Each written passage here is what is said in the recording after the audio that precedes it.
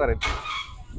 তো মেহেদী ভাই, আপনার আজকে প্রথম ক্লাস হিসাবে আপনার কাছে কেমন লাগলো ড্রাইভিং এর ব্যাপারটা? খুব বেশি কঠিন নাকি না, আপনার এতটা কঠিন এক্সপিরিয়েন্স? না। এর আগে তো মোটামুটি আহ, কোথাও কি ক্লাস টাস করছিলেন কিনা বা? না, কোথাও ক্লাস করি নাই। এমনিতে দোকান থেকে গাড়ি বের করতাম, আবার ঢুকাইতাম। মাঝে মধ্যে আরকি টুকটাক। আচ্ছা আচ্ছা, দোকানের যে পার্কিং এর টুকটাক যে হ্যাঁ। কাজগুলো এগুলো করতেন আর কি। এখন আপনার কাছে কি মনে হয় যে আসলে যে প্রক্রিয়াতে শেখানো হচ্ছে বা ট্রাই করা হচ্ছে আপনার কাছে কেমন গুরুত্বপূর্ণ, বা আসলে কাজে লাগছে কিনা? যেহেতু আমাদের কোর্স টাইমটা মোটামুটি খুব শর্ট, 6 দিনের। আমাদের আজকে যেটা করা হয়েছে, সামনে আমাদের ক্লাসের প্রেশার আরো বাড়বে। তো আপনার কাছে জি। কেমন মনে হচ্ছে আর কি? খুবই ভালো লাগতেছে ভাইয়া। খুবই ভালো লাগতেছে। হ্যাঁ, মানে আমি ড্রাইভিং শিখবো অনেকদিন থেকে, আমি পাচ্ছি না।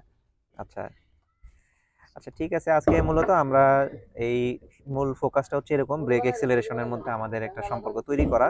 তো আজকে এই গাড়িটা ড্রাইভ করার পর আপনার ব্রেক এক্সেলারেশনে মোটামুটি কেমন ব্যালেন্স পাচ্ছেন আর কি, যে কোনো কিছু থামানোর ক্ষেত্রে বা ওঠানোর ক্ষেত্রে, মানে যখন দেখতেছেন সামনে কিছু আসছে কিনা, কেমন কন্ট্রোলটা কেমন অনুভূত মনে হচ্ছে প্রথমের তুলনায়? প্রথমের তুলনায় তেমন একটু বেশি ঝামেলা লাগতেছে না আমার কাছে। আপনি তো আমাকে ডিরেকশন দিচ্ছেনই। তো মাঝে মধ্যে একটু ভুল হয়ে যায়। আচ্ছা, তো আমরা আস্তে আস্তে এগুলো আরো শিখবো, আরো ডিসকাশনের মধ্যে থাকবে আর কি। আমাদের আজকে ক্লাসের প্রথমে যে ব্যাপারটা ছিল তা হচ্ছে ইঞ্জিনের ইঞ্জিন রিলেটেড, মানে বেসিক যে মেনটেনেন্স গুলো, যে আমরা কি কি চেক করি গাড়ি বের হওয়ার আগে, এগুলো নিয়ে তো আপনার সাথে আলোচনা করা হয়েছে, তাই না? যদি জি, আমরা এগুলো প্রথমে। ভিডিওতে এভাবে করতে পারি নাই, তো এগুলো আমাদের রেগুলার চেক আপের মধ্যে মূলত থাকবে। আর আজকে আমাদের ট্রেনিং সেশন মোটামুটি শেষের দিকে, বাট তারপর আমরা বের হওয়ার সময় আবার একটু ট্রায়াল দিব। তো এখন পর্যন্ত আমাদের ফার্স্ট ডে হিসাবে উনি আলহামদুলিল্লাহ ভালো পারফরমেন্স করতেছে আর কি, যেহেতু বয়সটা অল্প।